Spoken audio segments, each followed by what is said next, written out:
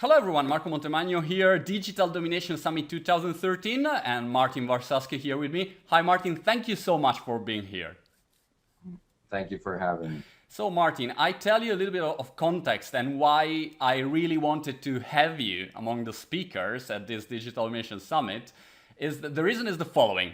I follow you for a long time, your blog and everything, but the moment that I really thought Martin Varsavsky is my new hero was when you launched the phone in Italy. I'm Italian, as you guessed from my... I live in England, but from my Italian accent, you understand I'm not really British. And I remember one day, phone launched in Italy, and I thought, this man, or he's a, is a hero, or otherwise he couldn't launch anything in Italy related with Wi-Fi, with this crazy rules that we have in Italy and so on. And then from that day, I started to follow phone, and I know that now it's going super good, profitable. But that's just the context, Martin. I want to tell you because I always thought, how could you launch anything in Italy with 75% taxes and they with crazy laws?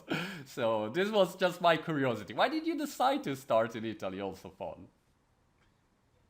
Well, we didn't start in Italy. We've gone all over Europe and Asia, Brazil, Mexico, Japan. So we want to be the largest Wi-Fi network in the world, which we are now, and we want to grow by hundreds of thousands of phone spots every month. And so Italy is a country of, I think, 60 million people, an incredible tourist destination, certainly one of the most beautiful countries in the world. And no matter what happens there, we have to be there. Right. And you still there? I mean, you find the way to bypass Well, all the every Italian country rules? Yeah. that we have been succeeding at teaming up with telecom operators, and All right. we have BT phone, let's say in the UK, or Belgacom phone in Belgium, or Zona phone in Portugal. Now we have Deutsche Telekom phone. We team up with operators, and operators make phone available as part of their DSL or fiber or cable offering. And we're in negotiations with an Italian operator indeed to do the same thing and to launch in Italy. People can go to phone.com and buy our phone routers and become members also directly, and Italians can do that now. All right, cool. So I'm happy. But am I right if I say that it was one moment? I want to talk with you, obviously, about business. You in this industry for a long time, so I want just to get your tips and suggestions for our viewers. And one important thing is also how to overcome tough periods. Am I right if I say that, if I remember well, a couple of years ago, maybe 3 years ago, Fon got his problems and then suddenly changed and find a way, probably because the mobile came and all the gaming came. Is that true? Yeah, phone started in 2006, and we had Google and Sequoia and Index and Atomico and Skype as investors, but we almost failed. We almost went bankrupt, mainly for two reasons. One is because in 2006 to 2009, the world of Wi-Fi was mainly a world of laptops, and there weren't enough laptops looking for Wi-Fi. Now Wi-Fi is a world of some laptops, but mostly smartphones, iPhones, Androids, tablets, that people have Wi-Fi with themselves. They're wearing Wi-Fi, they have Wi-Fi in their pockets. So the demand for Wi-Fi greatly grew beginning in 2009 with the explosion of the iPhone and the Androids. Right. But then the other change of strategies, we went from going direct to consumers to working with the telcos and partnering with the telcos, who distributed millions of hotspots for us. We now have 8 million, growing up to 12 million this year and 20 million next year. So we have those two demand-driven events really change our history from failure to success. What's the secret, Martin, for your, in your career, phone is not your first startup. You did several successful exit, and also you investing in a lot of companies. What's your suggestion for companies who want to scale internationally? Because, with phone, you're doing it very well. So I was curious to understand if you have a formula when you say, okay, I want to go global, international. Where do you start from? Well, other than being an entrepreneur myself, I teach entrepreneurship at Columbia University in New York, and also at Instituto Empresa in Madrid when I'm in Europe, and also at NYU. Yeah. And this question comes out a lot. The odds of entrepreneurs in general to succeed are extremely low. In fact, there is a study that shows that only 4% of companies get accepted to Y Combinator, and of the ones that get accepted, of that 4%, only 7% make it.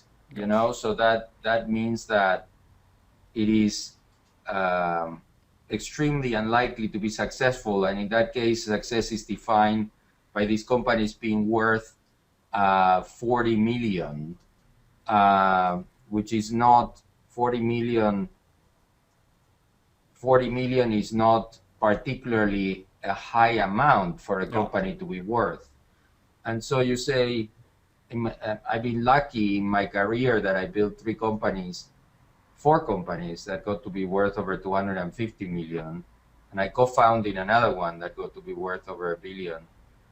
And when I look at the odds of doing this, and you say, what's the formula, right? The odds are extremely low of having one company that is worth 40 million, never mind 5, and then 5 that are worth over 250 million over 20 years. But I don't have a formula. Okay. That's the problem. I mean, that's good. The sad news is that if I had, I would totally share it. It's not that I want to keep it to myself. And this video will cost millions of euros to be watched, by the way. Yeah, you would have the formula too. But it surprises me every day. That's the thing, that it surprises me. When I look around, I only see problems, because running a company, people don't walk into your office to say how well everything is going. All you hear about when you run a company is problems, challenges, things that are going poorly. And yet this is supposed to be success, right? Success. So success must be like one of those paintings that when you look from very close, all you see is failure, but when you look from far away, you see success. I don't know. Okay. Did you invest in Tumblr, or I'm wrong? Because if you invested in Tumblr, I mean, not a bad period for you, I think, in this moment with this Yahoo acquisition, right? Yeah, Tumblr was, I invested in Tumblr. I met David Karp when he was 19 and a high school dropout. Okay. And I invested at a valuation of 2 million. Now the company was sold for 1.1 billion. So yes, Tumblr was my first angel investment that got to be worth over $1 billion. And I did mentor and help David Karp, who I think is brilliant, and plus a super nice person to be with. Really nice. He deserves everything that happened to him. The question is, why would I invest in a 19-year-old high school dropout, right? Which is what I did when I invested with him. Also because, and the answer is because I thought he was a great guy, but especially because I love the product, because I'm a blogger myself and I love Tumblr as a product. But how do you, I'm curious, you're also a professor. First, I'm curious about your grades, because I know that now students give grades to the teachers, so I'm curious about your grades, but I'm sure you're going great. But the second point is that sometimes there are students that are not A students. They are probably horrible, or maybe they drop out early, but they're great entrepreneurs. On the other side, you have maybe A students that are not great entrepreneurs. So how can you pick the right person? Why did you say David Karp is good? But he's just, maybe at high school he was not really considered a genius or anything near to it. Well, I'm probably the professor with the worst grades that my students ever had. Okay. So I can empathize with getting, I mean, I didn't have horrible grades. I had a, let's say, 3.3 average in America when I was in college, and maybe 3.5 when I was in graduate school, which makes you somewhat a good student, maybe 60 percentile, but Okay. certainly not a professor level student, because professor tends to be 95, 99 percentile students. And so I think in entrepreneurship, which is what I teach, grades are meaningless. In fact, I got a somewhat mediocre grade when I took entrepreneurship. Right.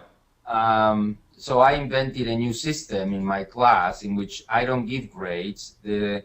I create a marketplace where I give $1 million or euros of virtual money to every student who joins the class. Okay. And Cool. they have 3 investment rounds, and the students are both VCs and entrepreneurs, but not in the same class. In some classes, they're VCs, in some other classes, they're entrepreneurs. And they invest with each other, and there's a formula, and the result of the game is the grade. So Cool. I don't grade them; they grade each other through this game.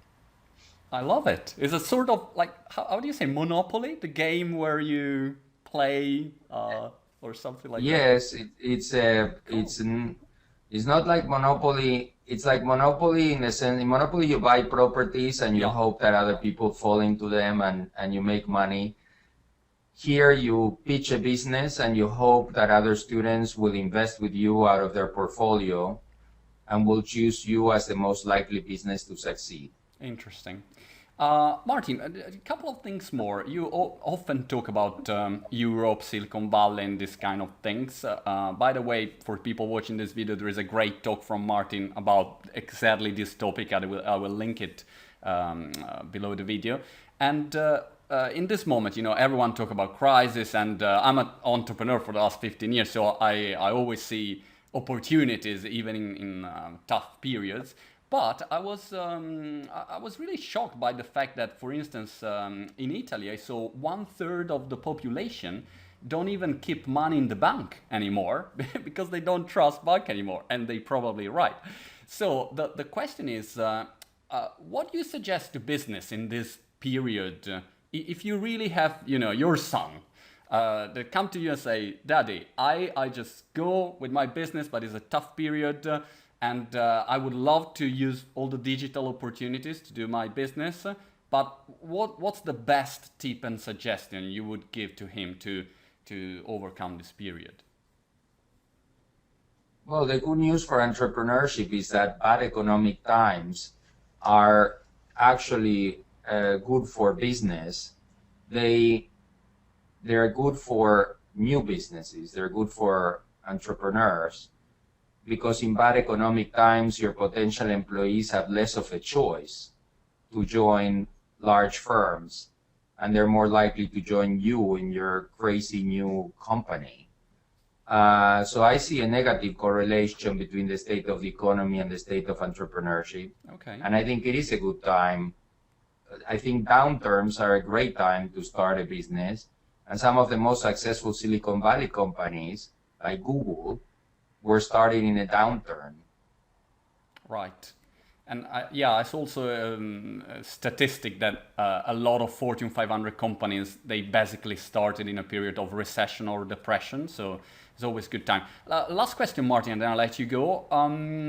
If you invest now in 2013, today, there are specific hot sectors that you're looking for, or you invest in just, great people that you consider that can build a great company? Do you have any particular? I have no, I have expertise and I have sectors that I really look into Okay. and others that I don't. For example, I'm not a good specialist in e-commerce. I'm not interested so much in e-commerce. I'm not, which is so common to Right. invest in e-commerce. But I am very interested in hardware as a service or hardware or businesses that require a piece of hardware to deliver a service, well, like phone, which requires a piece of hardware to deliver a global Wi-Fi network. But the best example of this is a company that I invested a few months ago that's called Smart Things. Oh, Smart Things. It was an great. extremely successful Kickstarter project. We got Jeff here among the speakers. I love smart things. Yeah. Okay, so that gives you a sense. Excellent. Martin, thank you so much. Martin Varsavsky, founder of Phone. Good luck for everything. Okay, thanks for having me. Bye bye.